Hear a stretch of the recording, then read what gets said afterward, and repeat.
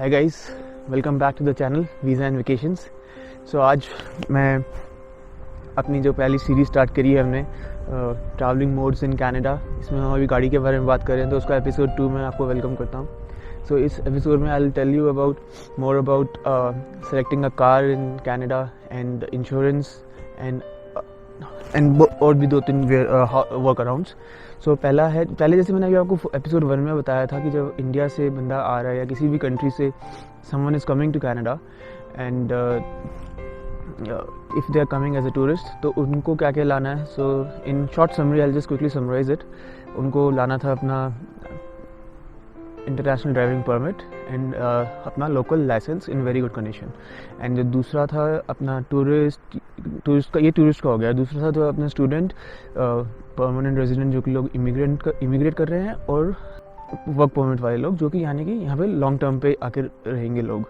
वो लोग जब यहाँ पे आ रहे हैं तो उन लोगों को अपना लेके आना है लाइसेंस ओरिजिनल अपना, और जिस भी कंट्री से आ रहे हैं उसका ओरिजिनल कंडीशन में, अच्छी कंडीशन में, और एक्सपीरियंस एक्सट्रैक्ट। तो ये 2 चीज़ें मैंने आपको एक डिटेल में बताई थी। इसके अलावा भी कुछ बातें करी थी एंड इंश्योरेंस के बारे में बात की थी। How can the tourist get an insurance in Canada for rental car. तो इस चीज़ के लिए आप you can refer to the first video. So now अब मैं इस वीडियो में बात करूँगा कि जो लॉन्ग टर्म पे यहाँ पे लोग आ रहे हैं, जैसे कि स्टूडेंट्स आते हैं and permanent residents and other work experience उसके लिए आते हैं वर्क परमिट पे काम करने के लिए। If they are coming, how to select a car for them. उन लोगों को कार सेलेक्ट करनी है तो कैसे करनी चाहिए। तो firstly they should see their running, कि उनकी रनिंग कितनी होएगी।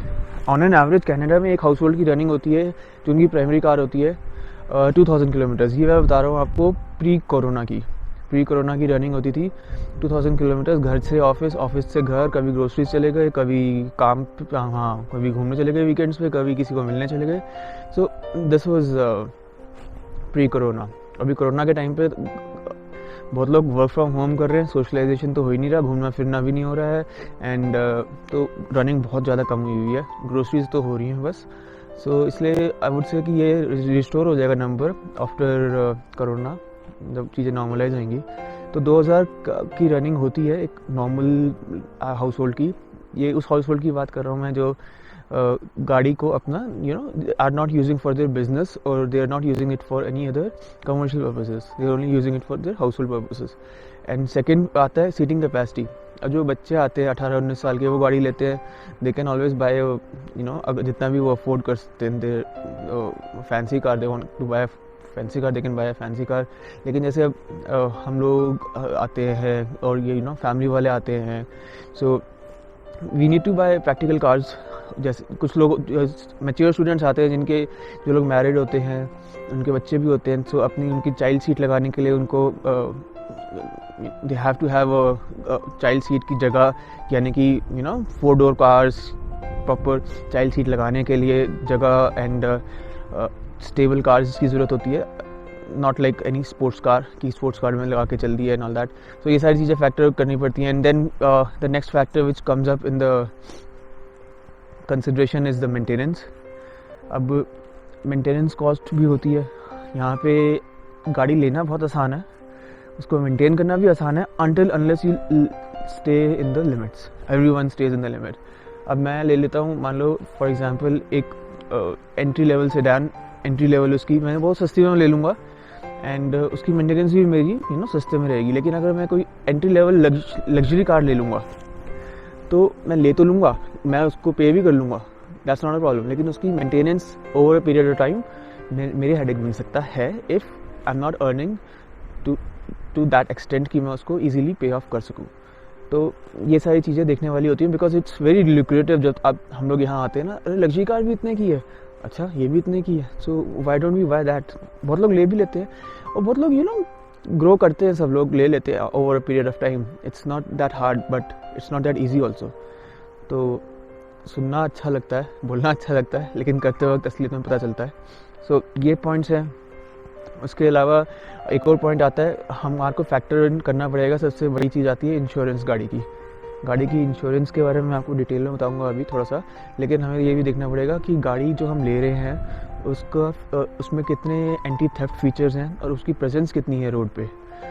सो अगर उसकी रोड पे प्रेजेंस एक्सट्रीमली ज़्यादा है और उसमें एंटी थेफ्ट फीचर्स कम हैं तो उसकी इंश्योरेंस बढ़ जाती है ओवरऑल। ये भी आपको मैंने 4 फीचर्स बताए थे कार के, अभी 1-2 फीचर्स और बाकी हैं सेलेक्ट करने के लिए। वो हैं, एक तो विंटर्स में यहाँ पे हमारे को क्या लेना चाहिए क्या नहीं लेना चाहिए, बिकॉज अगर आप if you are traveller, if you like to travel जैसे मेरी तरह, अगर आपका मन करता है कि आज नहीं तो कल तो यार मैंने ट्रैवल करना ही है, जब कोविड का ये खुल जाएगा थोड़ा दूर जाऊंगा, थोड़ा नॉर्थ में जाऊंगा, थोड़ा ईस्ट में जाऊंगा, थोड़ा वेस्ट में जाऊंगा, तो आई वुड सजेस्ट कि आपके पास एक SUV होनी चाहिए rather than a sedan, because Canada में और स्पेशली जितना आप नॉर्थ में जाते जाओ या जितना भी आप except for some southern parts कहीं पे भी जाएंगे आपको स्नो एंड ब्लिजर्ड्स मिलेंगे विंटर्स में बहुत कॉमनली। सो और यहाँ पे विंटर्स बहुत लॉन्ग होती हैं, तो आपको पास SUV होनी चाहिए 4x4 हो जिसमें, या ऑल व्हील ड्राइव हो, that will help you get through and that will make keep your life easy. So that is one thing for that. उसके अलावा SUV वाली बात होगी, 4 व्हील विंटर टायर्स लेने पड़ते हैं यहाँ पे, that is also to be considered. ये 2 फैक्टर्स और हो गए आपको while selecting a car. While selecting a car एक और फैक्टर है लास्ट, वो है आप लीज पे लेना चाहते हैं या फाइनेंस पे लेना चाहते हैं, that is also one factor which you can always consider, तो वो भी देखा जा सकता है। एंड इसके अलावा अगर कोई फैक्टर है so I will probably get back to you again on that in other videos, मगर अगर कुछ याद आए आपको तो you can always write it in, और क्वेश्चन आए आपके दिमाग में तो always you can always write that in the comment section। अब जो मैं कहना चाह रहा था जो टूरिस्ट पे आ रहे हैं, टूरिस्ट वीज़ा पे आ रहे हैं जो लोग कार रेंट करेंगे, उनके लिए सिलेक्शन क्राइटेरिया क्या होना चाहिए कार रेंट करते वक्त। उनके लिए पहला सिलेक्शन क्राइटेरिया तो ये होना चाहिए उनके पास लगेज कितना है, ठीक है ना। अब उनको लगेज लेके पूरा घूमना है, कहाँ कहाँ घूमना चाहते हैं वो उस हिसाब से, अगर वो सिर्फ आ रहे हैं and they have plans like कि एक सिटी से दूसरी सिटी में लाइक सिटी में घूम रहे हैं एंड बाकी मेजर सिटीज़ के बीच में they are travelling through planes या ट्रेन्स, तो they can always have small car जिसमें उनको लगेज फिट आ जाए। लेकिन अगर उनका प्लान है कि पूरा कंट्री रोड ट्रिप करना है, so they should always have a big car, so that's what I meant. तो ये this is for the tourist and इसमें भी उनको they should always go for the insured dealers. मैंने आपने वीडियो 1 में मैंने ये बात मेंशन की थी and this is for their safety and यहाँ पे insurance is primary very important. और ये जो अच्छी वाली ये जो अपनी होती हैं इंश्योर्ड कार डीलरशिप्स होती है रेंटल वाली, इन लोगों में एक फीचर्स ये भी होते हैं, कभी पेड फीचर होता है, कभी फ्री फीचर होता है, दैट दे कैन जैसे मान लो आपने टोरंटो से कार ली और मॉन्ट्रियल में वापस कर दी, मॉन्ट्रियल के एयरपोर्ट से you go back to London, India, जहाँ से भी आए हैं कोई भी, तो दैट इज़ समथिंग जो अच्छी कार रेंटल कंपनीज़ हैं दे कैन प्रोवाइड यू। कुछ कार कंपनीज़ के साथ ऐसा भी होता है कि आपको टोरंटो से लिया तो टोरंटो में ही वापस करनी पड़ेगी, so that is another factor. आप कार सेलेक्ट कर रहे हो उस टाइम आपको देखना पड़ेगा, कई बार ये पेड होता है, कई बार फ्री होता है, और जब कार रेंट ले रहे हैं तो उस time of course winter tyres and ये सब देखने पड़ते हैं, so this is another feature. तो स्पेशली जब टूरिस्ट यहाँ पे गाड़ी चला रहा है तो they have to always keep monitoring the weather कि क्या वेदर चल रहा है, कितना है, क्योंकि हम लोग जब आते हैं, मुझे स्पेशली आदत नहीं थी, मैं टाइम थोड़ी देर में वेदर देखता रहूँ, फील लाइक वेदर कितना है, टेम्परेचर क्या है, बारिश तो नहीं होने वाली, बर्फ़ तो नहीं पड़ने वाली इन विंटर्स, तो ये आदत डालनी पड़ती है यहाँ पे जब गाड़ी चलानी होती है। अपार्ट फ्रॉम दैट यहाँ पे जो गाड़ियाँ हैं वो एज़ यूजुअल जो मेन फ़र्क है यहाँ पे वो मैं अपने नेक्स्ट वीडियो में कवर करूँगा, लेकिन जो लेते वक्त जो ध्यान देना पड़ता है वो यही है कि हमारे को सेडान लेनी है या SUV, so that has been covered in this video. So इस वीडियो का लास्ट पार्ट है इंश्योरेंस, जो कि मैं बताने लगा हूँ उन लोगों के लिए जो लोग यहाँ पे लॉन्ग टर्म में रहते हैं, यानी कि लॉन्ग टर्म के लिए आ रहे हैं, चाहे वो स्टूडेंट आ रहा हो या इमिग्रेट कोई कर रहा हो या वर्क परमिट पे आ रहा हो। तो इंश्योरेंस के लिए कुछ फैक्टर्स ऐसे होते हैं जो फैक्टर्स आपको कंसिडर करने पड़ेंगे and you have to come prepared with few things, जिसमें से एक एक्सट्रैक्ट है जो मैं आपको ऑलरेडी मेंशन कर चुका हूँ, और वो इंश्योरेंस आपकी कम ज़्यादा जो होती है वो उन बेसिस पे होती है। तो इंश्योरेंस एक तो पहली बात है, सिंपल सा रूल ऑफ थंब है, अच्छी कंपनी की लेनी है and there should be no compromise in it, and insurance के बेस पे सब कुछ चलता है यहाँ पे, तो इंश्योरेंस होनी चाहिए, सही होनी चाहिए। लेकिन मैं आपको ये बता देता हूँ कि इंश्योरेंस आपकी किन फैक्टर्स पे ऊपर नीचे होती है। एंड पहला फैक्टर तो यही है कि एज, आप जितने मैच्योर हो उतनी आपको समझेंगे कि आप अच्छी गाड़ी चलाते हो, एंड होता भी है एक्चुअली में। तो जो बिलो 25 है उनकी इंश्योरेंस ज़्यादा होती है, एंड अबव 25 से इंश्योरेंस कम होनी शुरू हो जाती है। And the second factor which comes into play is your car. आपके पास कौन सी कार है, how safe is it. It's not just the car, it's like उसमें कितने सेफ्टी फीचर्स हैं and what type of car it is. अगर ये सेडान है या एसयूवी है या पिकअप ट्रक है, जैसे पिकअप ट्रक हो और उसमें an number of safety features हों, और ऊपर से वो मान लो कि उस टाइप का एकदम हाई एंड किसी ने पिकअप ट्रक ले लिया है, और उस टाइप का पिकअप ट्रक एक कोई टाउन है, उस टाउन में बिल्कुल भी नहीं है, एक आधा ही है, तो उस पिकअप ट्रक की उस बंदे को इंश्योरेंस मिनिमल पे करनी पड़ेगी।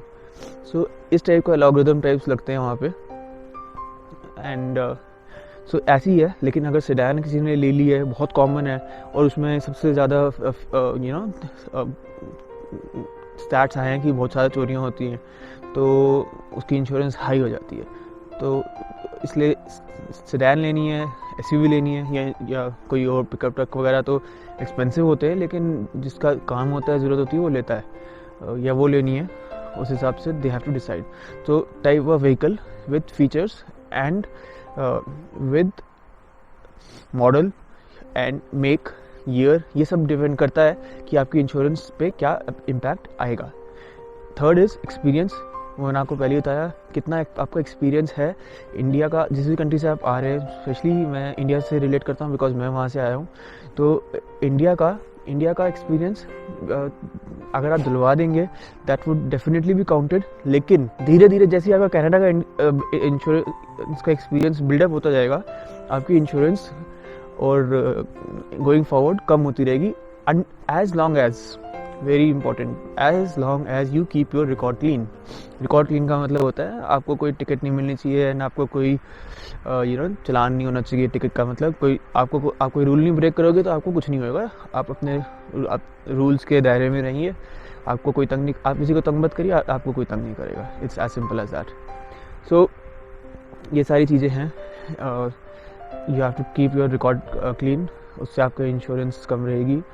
और you have to keep safe driving of always, speed limit में चलाइए, जितनी स्पीड बताइए उतने में ही चलाइए।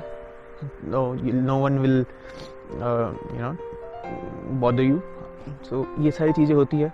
सो फ्रेंड्स, मैंने जैसे अभी आपको ये सारी बातें बताई इंश्योरेंस के बारे में, एज होगी, गाड़ी हो गई, इसके अलावा एक फैक्टर और रहता है, वो है लोकेशन का, एड्रेस का, आप रह कहाँ रहे हैं। ये लोकेशन और एड्रेस का फैक्टर इतना इम्पॉर्टेंट आजकल इसलिए हो गया क्योंकि कनाडा के टॉप 10 शहरों में GTA के 5 शहर आ चुके हैं, जो कि टॉप 10 एक्सपेंसिव इंश्योरेंस वाले शहर हैं। तो इसलिए मैं आपको ये मेंशन करना चाहता हूँ, GTA यानी ग्रेटर टोरंटो एरिया, जहाँ पे सबसे ज़्यादा इमिग्रेंट्स आते हैं। मैं आया तो इसलिए मैं आपको ये मेंशन करना चाह रहा हूँ। एक होता क्या है, जहाँ पे सबसे ज़्यादा क्लेम बढ़ते जाते हैं ना जिस एरिया में, उस एरिया में इंश्योरेंस रेट्स बढ़ते जाते हैं। तो अगर कुछ प्लेसेस हैं ऐसी यहाँ पे, उन प्लेसेस में कुछ पोस्टल कोड्स होते हैं। तो ऐसे कुछ पोस्टल कोड्स होते हैं, उन पोस्टल कोड्स में जस्ट बिकॉज इंसिडेंसेस ज़्यादा हुए हैं तो थेफ्ट के या सम अदर इंसिडेंसेस, तो उस बिकॉज से आपकी इंश्योरेंस, अगर आप उसी को पोस्टल कोड में आके आप इंश्योरेंस ब्रोकर से इंश्योरेंस मांगते हो, तो वो कहता है कि डेफिनेटली इज़ गोना से कि ये आपको यही इतनी एक्सपेंसिव पड़ेगी। सो अब उसका कोई इलाज नहीं है। You can not, you have to pay that insurance as long as you are on that address. तो कार सेलेक्ट कर रहे हैं तो उसका इलाज है, सिर्फ गाड़ी सेलेक्ट कर लें और गाड़ी ठीक से चूज़ करें। कि गाड़ी चूज़ करते वक्त you can do a little bit of research and देख सकते हैं कि क्या मेरे लिए सेफ़ है, क्या मेरे लिए सही है। So that was for the insurance and car selection. I'll tell you more about a few things in my next video.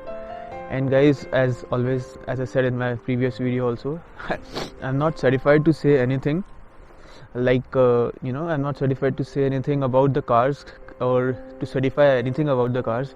ये जो मेरे पर्सनल व्यूज़ है, पर्सनल ओपिनियन है, विद माय पर्सनल एक्सपीरियंस. और मेरे पास ये जो भी बातें मैंने आपको बताई हैं, these things are those things जो आपको कनाडा में, इंडिया में बैठ के कनाडा के बारे में नहीं पता चलेंगी.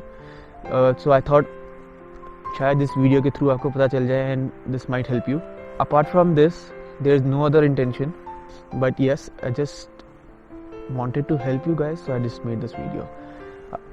तो जब आप यहाँ पे आके किसी से कोचिंग लेंगे, सर्टिफिकेशन लेंगे, then you will be able to certify कि हाँ किसकी इंश्योरेंस सस्ती है, किसकी महंगी है, और कौन सी गाड़ी अच्छी है, कौन सी ख़राब है, XYZ. It's just general opinion. तो एनीवेज, अगर आपके पास कोई कमेंट्स हो, सजेशन हो, एडवाइस हो, प्लीज़ कमेंट बॉक्स में दे दीजिएगा. एंड आपको मैं बहुत जल्द मिलूँगा एक नेक्स्ट इसी सीरीज़ की नेक्स्ट एपिसोड में. बहुत जल्दी अपलोड करेंगे हम लोग. एंड आप लोग अपना बहुत बहुत ख्याल रखें. मिलते हैं बहुत जल्द. Until then, bye bye.